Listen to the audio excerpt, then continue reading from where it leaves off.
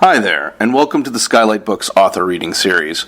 If you'd like to learn more about us and our many upcoming author events, please visit skylightbooks.com, where you can browse our inventory, buy books, and join our Friends with Benefits Club. You can also follow us on Twitter, Tumblr, and Facebook. To speak to a real live bookseller like me, please call 323-660-1175. Thanks for your support, and enjoy. I'm going to start by reading one piece from Safe Space, which is my first work. And then we'll move mostly to FEELD and then some newer work.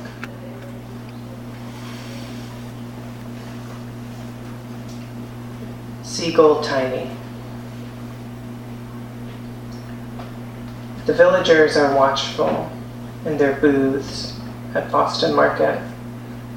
The boys living on sulfur and talking about feelings and memory. The United States is the collective process of demanding feelings and a certain memory. I would live on synthetics, but I hate fragility. Lonely and afraid, my women sing, there is no father in me. They talk about anything a limit allows. There is hope of forgiveness, but my American corpse has been such a disappointment. I would live on feeling safe and spilling secrets. It is confusing, the plain people passing like potato blossoms. When I first met a trans person at age 7, she served us mashed potatoes at Boston Market. Mother winced, and statistically it's unlikely she kept a job. I am worthy of eating food, I tell myself. There is some hope of forgiveness for boys. I would live on their plastic. It is confusing that words trick us. And then I'm mostly going to be reading from FEELD. When I wrote Safe Space, I felt I was trying to hold a lot of things all at once. Like a tray in an oven, cooking food, and things fall through and you sort of gather these remains. And then presenting them all alongside each other. Thinking of the poem as like reckoning with leftovers, I guess. With FEELD, I think I moved to somewhere else. I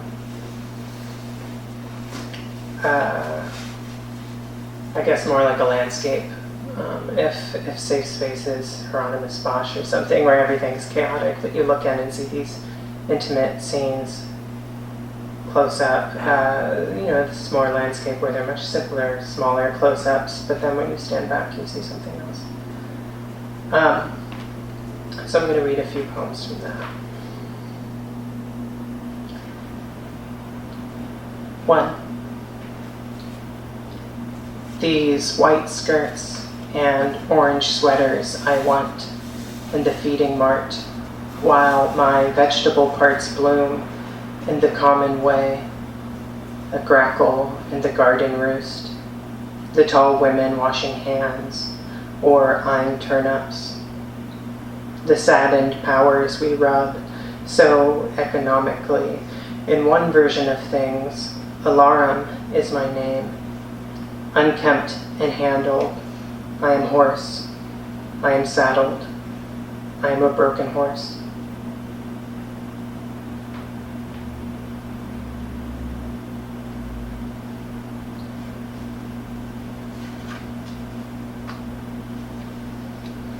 All of the poems in FEELD are numbered, like in a serial sequence, so I'll read the number, so I guess you know where it is in the sequence. 15. When ambience accidentally presents as a girl sweating at my teeth, I wanted to love her accidents, 2 power lines cut vertical in the grass, my lyric untied in her hand, clinical like spring. Is there anything you love, sis, more than an antecedent? It is pleasing to understand labor as a field, a felt passed through. I would see you, green in that land.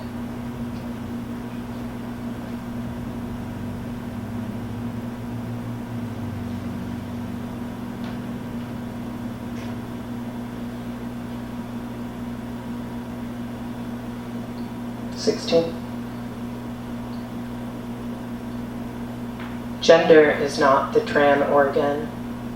Gender is, yes, a hemorrhage. The name script and the state script proceed lapping the milk in my sacs. Gender, like all surface, is a female depository room. In that cloud Moses wept, and we expect a law. His face like light, and our bodies golden in vaginoplasticity. If you ever get down my mountain, he said, purge me with hyssop. Offer my bullock on the altar. A tran is nothing but the sense of some burning. I alone have escaped to tell you this.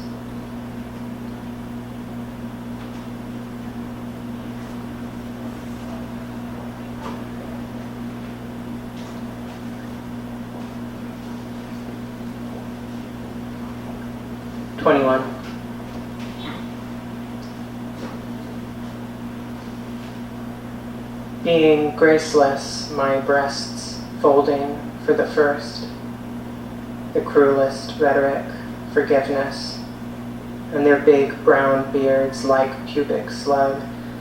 I must remember, please keep your hands to yourself. I mean this ontologically. Nature is somewhere else.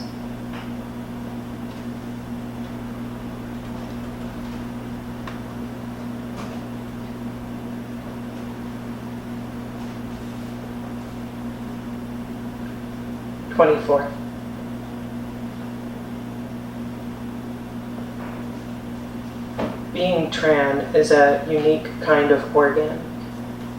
I am speeching materially. I am speeching about heredity. A tran enters through the hole gloams in the linden. A tran enters ether like a moth. While tran precedes essence, her form is contingent on the field. The manner sits cis within a field. We speech into the ether, while the moth blooms in the yucca.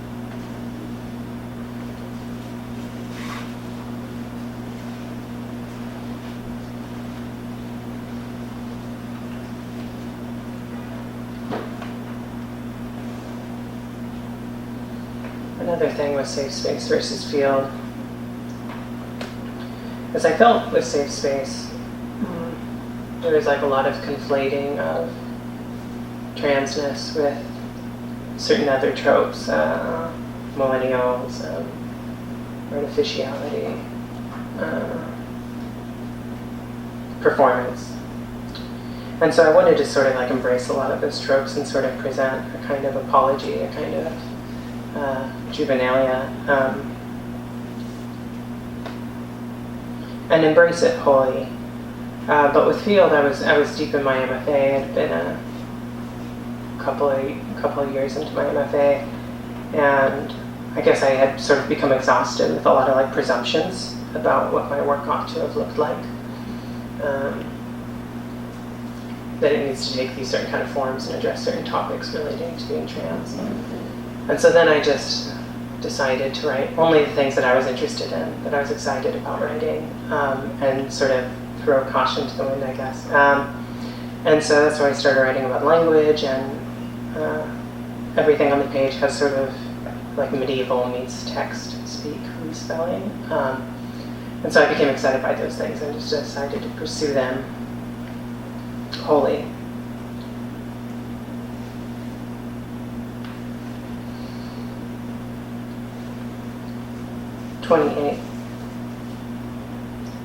Pox in the pewter again, gash in that syntax. A tran, her name, some flint already in the ash. I can't stop writing tran, her double name. The boys coal into a natural row. The garden they flatten when they pass. To what? This morning I saw you. A bell split in a field, only there was no field. And a cathedral is not its bell, but some ringing. No name but to reckon with the ringing. My breasts groan. A bell I tend, and it's stunning, a thing, before it's come.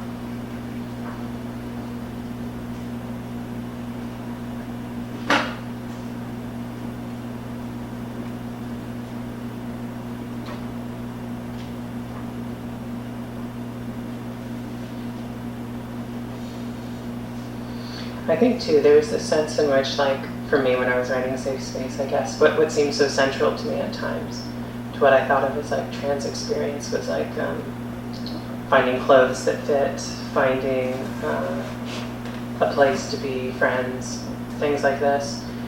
And I think by the time I was writing this, I had been looking for work, for a long time. I had been a couple of years into what they, I guess, call hormone replacement therapy. And I guess I suddenly had a very different reality before me than the one that I had been thinking of, where suddenly applying for jobs was very difficult. At times it'd be forever waiting for the interview to come that never came, you know what I mean? At times literally in the building and just like you're supposed to wait and know that you're supposed to leave, and things like this. So I also had this, I guess, kind of loss that I didn't have in me, and this sense of like being marked in a way that I wasn't before. And I think these poems, this next one especially, speak to that. 33. I care so much about the word I can't read. It marks my back when I pass with a ribbon in my hair. Under the principled sky, there is no vulnerability, only what protrudes, and these lions licking my wound, expecting to find a wound. There is history in this wood.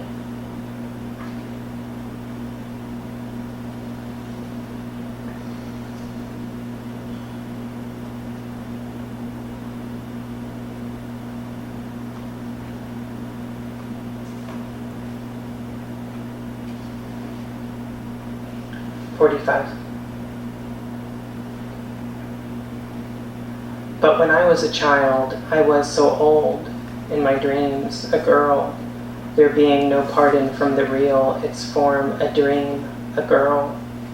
The field is an affect, yes, but what matters more than its fact?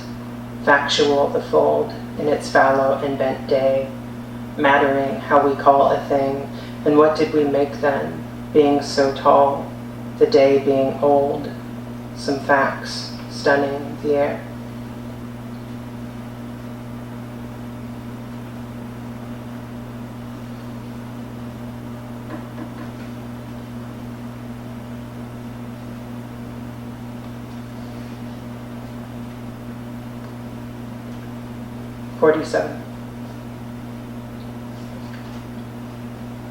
I wanted so much to speech the human things. I became the bird suit they sent me in. This is what makes us girls, thinning by the hour.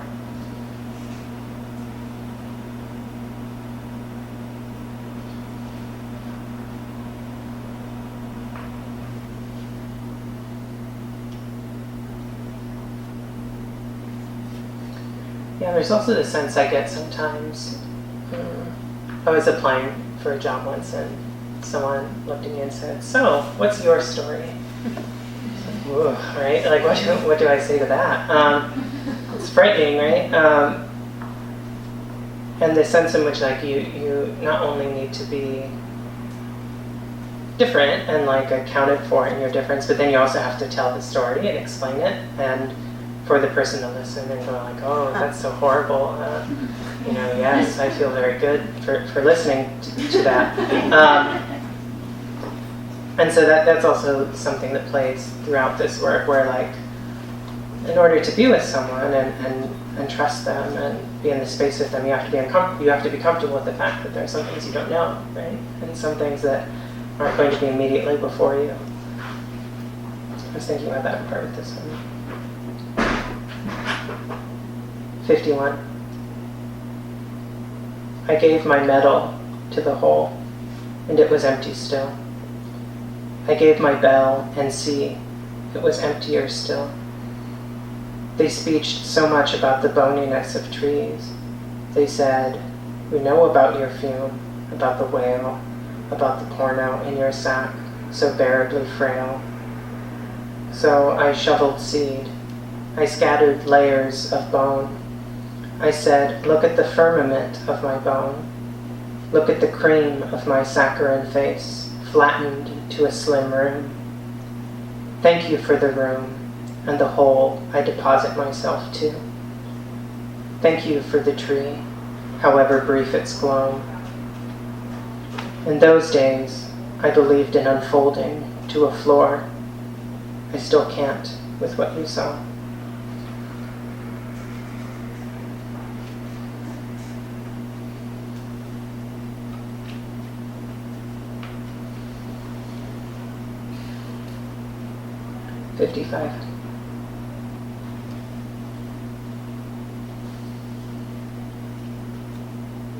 The bit provides its horse.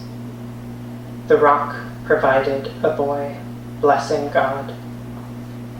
I wanted one secret, but for the rod in this my longish throat. I know no new way to speech this, the power of lions.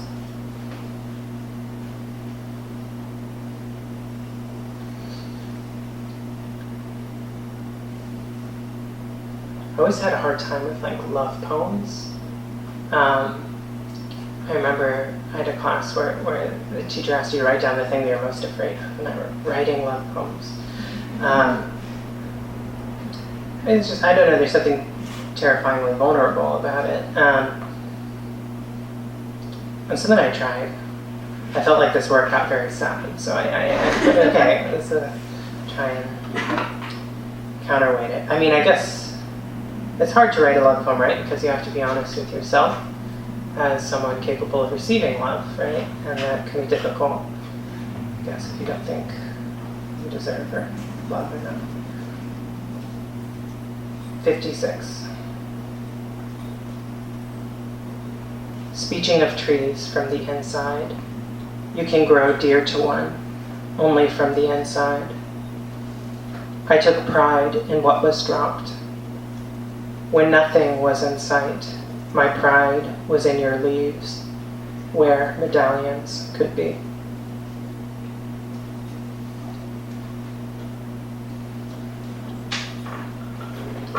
So as I was writing this, I was in my MFA. This particular poem that I'm about to read marked like sort of a turning point for me in this project. I didn't write it at the place it appears, but earlier on, as I was working on the project. And that month, it was probably September 2015. It was a dark time. I was sad. I didn't know a lot of people where I was. That month, I had 2 friends who were hospitalized due to trans-related violence enacted on them. I had a close friend who was killed, and then 2 friends who I knew online, just like online friends who both died during that time as well. And it was like in the span of like 3 or 4 weeks. And it sort of hit me. I've never really had like a mentor, but there was one trans woman who I knew who was a teacher at the school I was at. And she, we were talking once, and I asked her what she's, like if you had to sum up everything that you learned, how would you? It's a horrible question, I don't know why I asked that. But about being trans, because I don't know, I didn't have anyone who I could talk to who was older about it. She was like, oh, everyone's going to leave you, which is a very sad thing, right? But it sort of like dawned, I guess, on me in a way that it hadn't before. And sort of thinking, I guess, how I thought about poetry with like safe space, as I mentioned, like trying to grab all these things that were remnants, things that were fallen, suddenly seem very silly. And I don't, regret the work that I wrote. I'm proud of it. But I suddenly became a lot more invested in creating spaces that one can move through. Sort of like a room. When you speak into a room, right, it gains the resonance of the room and the space and the shape of the room and carries it with it. And to be among it, to be among the sound, to be among the space, rather than trying to grab things as they pass. 57. Tonight, I would love to write the moth in the garden, to grieve it. And as a matter of form, did you know, not a month goes by, a tran I know doesn't die. Just shy of 27, it's such a pleasure to be alive in this trembled suit you lent. Shock is a structured response, a word lost in the mouth of keepers. And you thumb at the moth, a dozen bees. I tethered these nights. I gathered so many trees.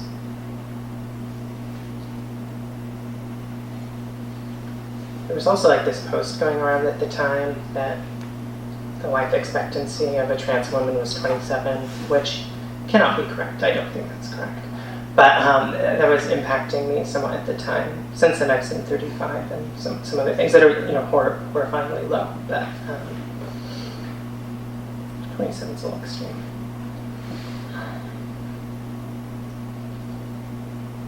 But I don't think this is all sad. I say all this because, not to exceptionalize myself as if I'm some victim, as much as that things were created and they happened and we're here now, which is a way of saying that there's a kind of hope, right? If things are created and happen in time, that means that there's a time that they could not have happened, or there's a way of going back and undoing how they happened. And so I don't mean hope in a, feel-good sense, but hope in a structural sense, that there's possibility that things can change. And this piece speaks to that. 58. Precious, every light, dying into a cindered heart. It's ashy rain.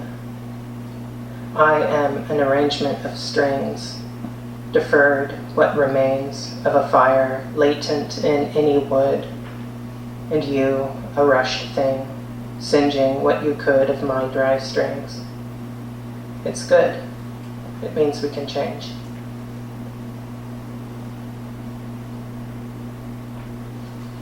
I think I'll end reading from FEELD there, but I'll read a couple new things before we go. How are you all feeling? Are you exhausted? Okay, good. And I'll read some new things.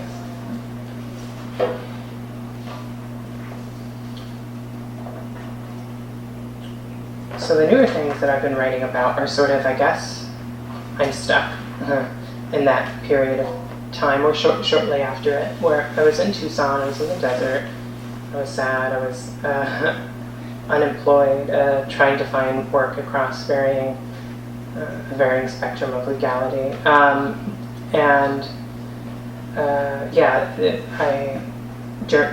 During part of that time, came up on the year anniversary of everything that I mentioned. My program had ended, so everyone who I knew from school had moved, which is, a typical thing, but a sad thing. And so I was stuck in that time for a while, and thinking through that time and the pace of that time. And then I moved back here from Tucson to Los Angeles and then Long Beach. And at that time, everything was on fire. I guess it's still on fire.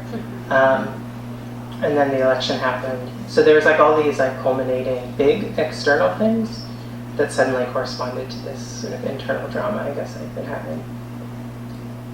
So I've been writing about that here. So I'll just say what the way that I have the manuscript currently arranged is by month. So I'll just read what month each poem is from. We'll move that way. So this is from January. Desert hills, all afire, and the old hopes, an oak shook through a screen, our separate smoke caught in the same ascent. Months I move in you.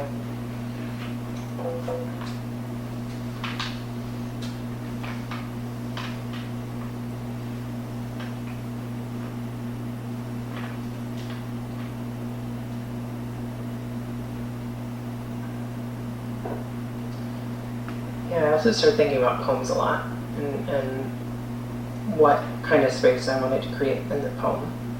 And I guess talking to sort of what I've been talking this entire time is letting things pass through the poem, and being comfortable with letting things pass through the poem, being comfortable with borrowing things from the poem, saying like, no, that's, you can stay at the door, or saying, come on in, let's play at different times and in different ways.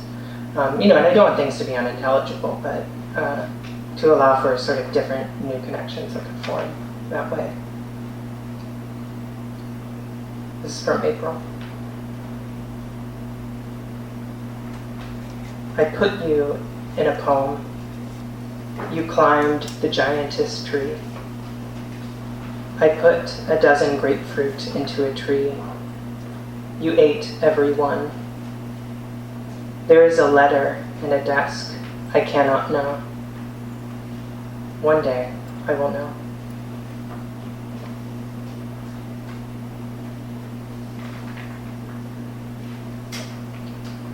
For Fadi Judah. I also started writing poems for my friends, because I like my friends.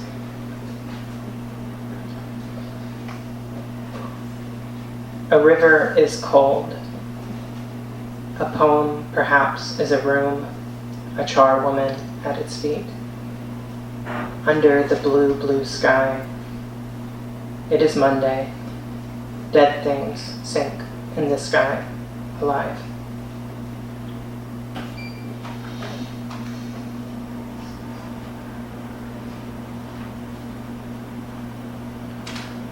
From June.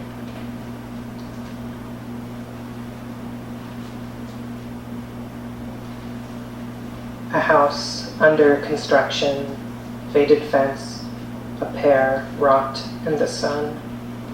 Who knew? Who knew? Measurement, a parliament of lamps where a room dims the window I left open enough for you to appear.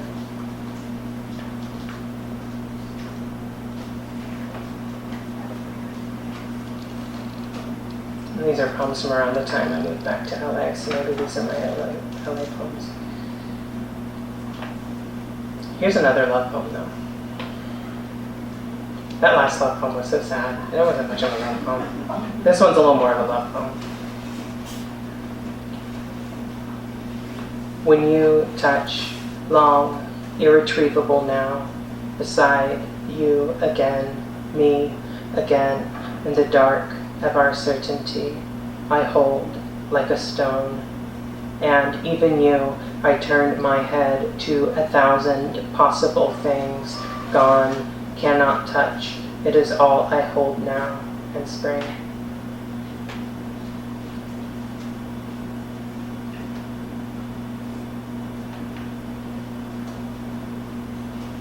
From August.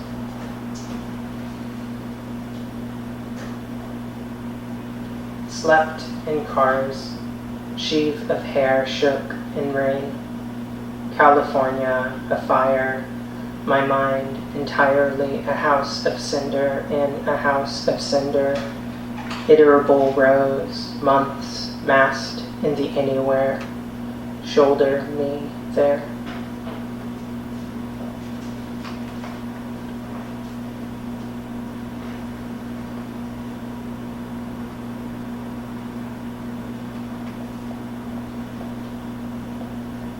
A name bundles a name, a mountain cut out the sky, to say nothing of frost. A name sculpts midair. Each time you begin, I step down a mountain.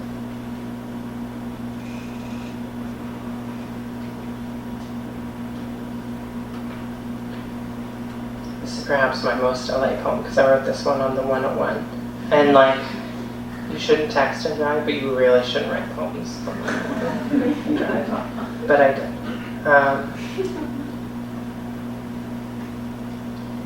Have you seen the town from a hill from town, all downed in wire, woe?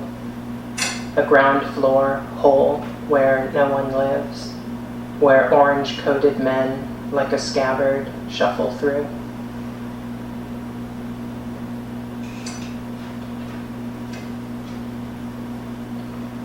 I'll read one more. This is from November. It's for Kaveh Akbar. The book is an animal I go to, put each leaf holly to my lip. Living is a choir to bury yourself to, a thing morrow allows, not sorrow, everything against it. Thank you.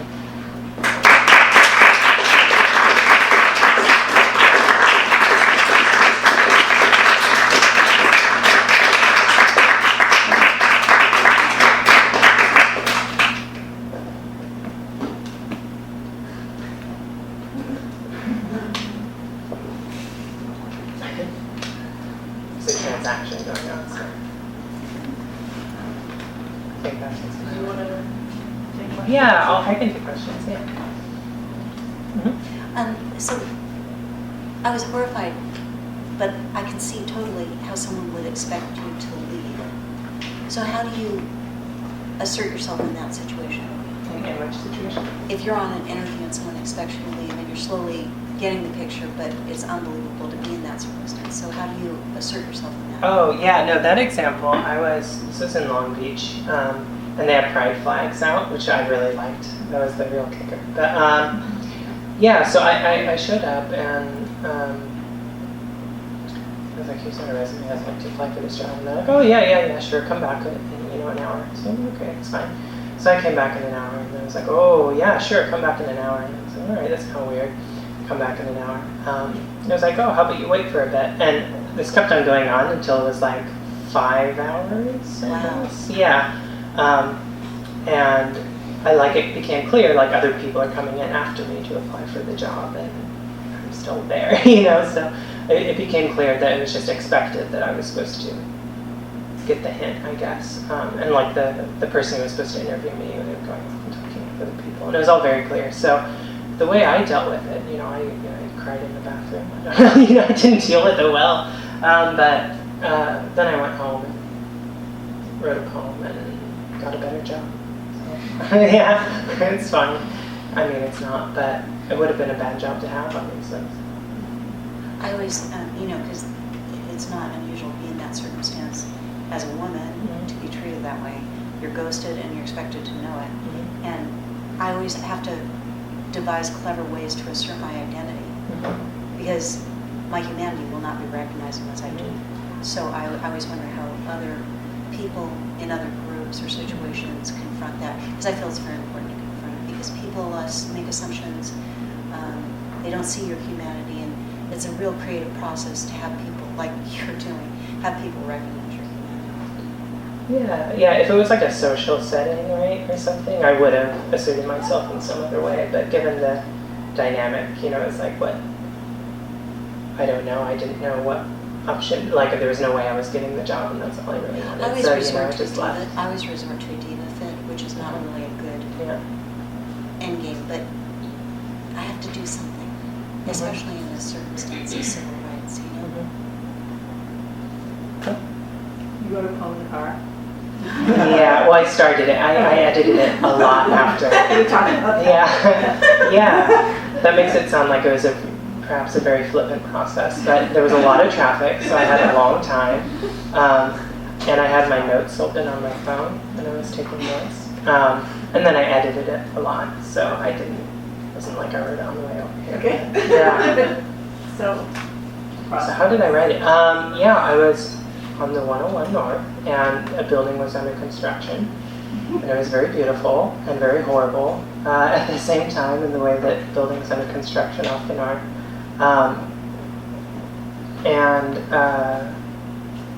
Yeah, just thinking, and I had that image of the orange coat, which is very beautiful. It looks very beautiful, but it calls attention to itself, right? Intentionally, in a way that's kind of scary too. So yeah, I just had that image in mind. Yeah, I think sometimes there's this like onus on the poem to give you a lesson or something, right? But at times things are just beautiful, or they remind you of things, or they're complicated, and they make you feel the complication and have you reckon with it by yourself. And I think that's one of the things that poetry can do. Of course, it can do many things. That's one of the beautiful things that I think about it. Yeah, thank you. Yeah. One of the wonderful things about FEELD is that the language, like the spelling, is just like so wonderful to like physically look at on the page. And I was wondering sort of what your process was around creating these words that were obviously like spelling that we don't normally encounter in our everyday life. And you mentioned it was like a melding between like text kind of speak and then I didn't hear the first part. Middle English, yeah. It came about, initially it was very intentional. I wanted to write something that was like speculative fiction, but poetry. So it'd be like this other language that we hadn't encountered, kind of like an artifact from something rather than an exposition of something. So that's how I started writing it, and then other avenues opened before it. I'm thinking like a lot of the trans stuff I wasn't thinking about initially. I was thinking more just like science fiction. I don't know. Imagining another world that was adjacent to ours that would reveal things about ours and so on. But then those things came about. The medieval English and text speak sort of came about because at some point I was writing and I was like, it's like the wife of Bath from the Canterbury Tales was trans, and then we just like took this weird sharp right, in English history. Which like I don't think that's what the project is, but it was like at that time a helpful way to think of where I was. And then just other things came along, suddenly finding the way that multiple meanings became very apparent in words. The kind of loss that happens in talking about anything to do with trans identity in a kind of English that presumes to be like traditional. Especially because so much trans literature is perceived or marketed as being like artificial or like edgy or new, right? But like there's a lot of classical beauty to this work as well. So, and obviously not just like the trans authors. Everyone should read it on the page. It's really spectacular. Thanks. Yeah, I try to have the reading have its own life and the book to have its own life too. Because it's like if I tried to read it, I don't even know what it's like. It just would be confusing. So, yeah. Two things. Number one, you have to explain that mortality to me because I wasn't aware that trans mortality is limited. But that kind of scared me when you said that because I'm hearing from old trans women and I can't really recall any. And then I have a friend who I went to college with who has an aesthetic, and recently a critic read his poetry as being deeply embedded in Jewish mysticism. And it's funny, he's a dear friend, and I'll get on Facebook and I'll go, gab. And no matter where he is in life, he responds through the filter of this aesthetic. Even if he's talking to friends, this beautiful minimalism, like descends and the words coordinate. And I feel that very same thing from you. You created this energy in this space, which was very powerful. And so I'm wondering what your thoughts are on your aesthetic, or if you're conscious of that, or how you orient it to your life and your usage of words, or your visual sense. I'm just wondering how you do your own aesthetic.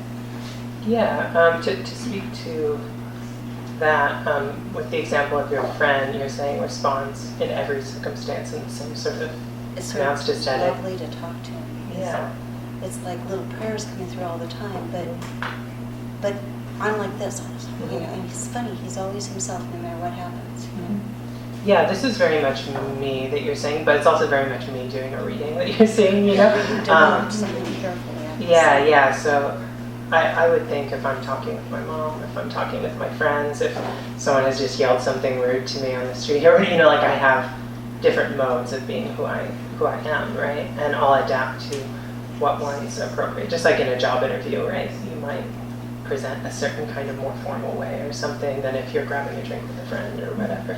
Just talking about, I don't know, a movie you saw or something, right? Like it's all me, but certain things might be more pronounced in a different venue or whatever accordingly. It seems like you enjoy, well, yeah, I mean, you create, I guess you're aware of the environment that extends beyond you, Mhm. the energy you project. You're aware of that, right? Yeah, we kind of have to be. Because not many poets have that. I mean, Mhm. I really felt calmed and in a very respectful space. Mhm. And then what about this mortality? Can you explain that to me? I think this is also very beautiful because you allow people into a political circumstance that normally they wouldn't have access to in a very open, friendly way, you know, where nobody can make a mistake, it feels like. When you say mortality, you just mean You had a, like trans yeah, death? in your poem you said 27. Yeah. Can you explain?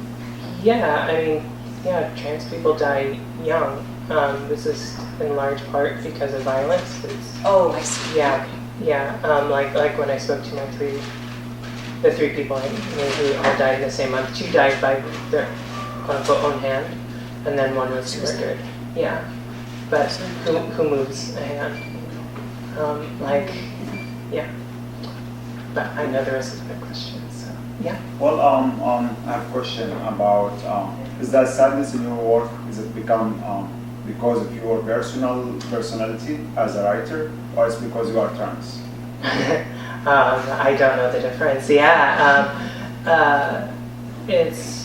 I mean,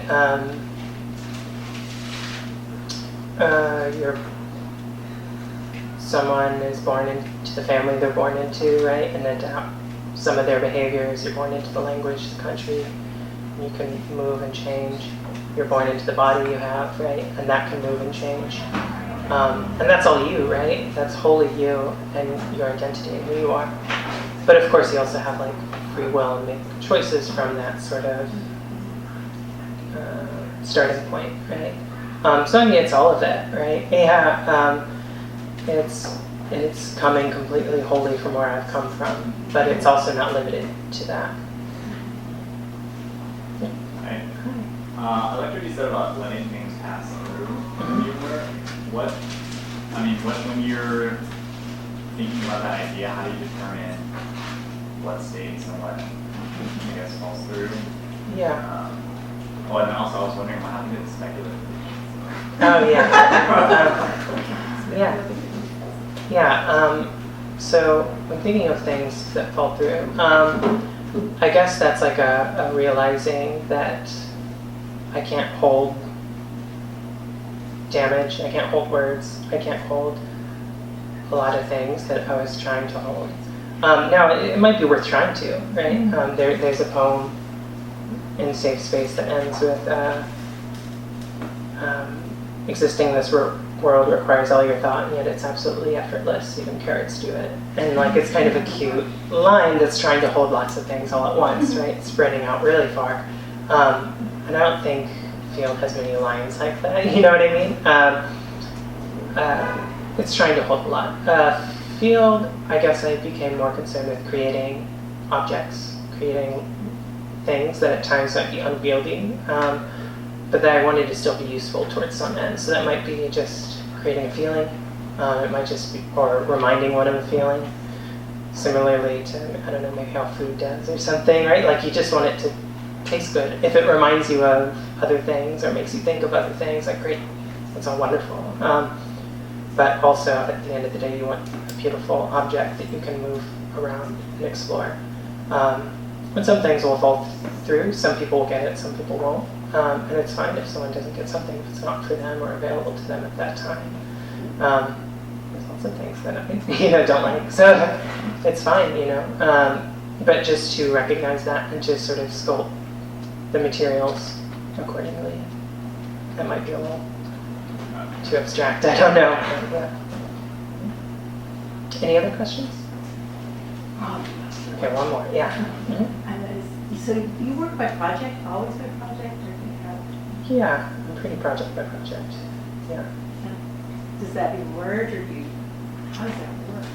I would learn that. Yeah, I guess it depends. Safe Space was less of a project initially. Then around once I had probably half of the poems that would appear in the manuscript, I got a sense that this was a manuscript. I cleared a lot out and wrote new things accordingly. With FEELD, it was a little more project oriented because I had this kind of idea. So then I wrote a few poems that were kind of me exploring, trying to get what I wanted, and none of them made it into the manuscript. They weren't good, but they allowed me to experiment and play around.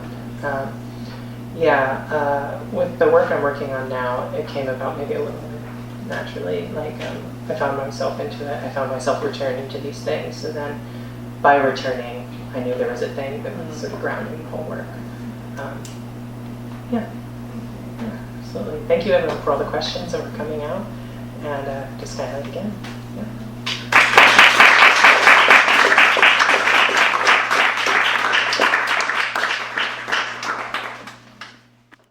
You've been listening to the Skylight Books author reading series.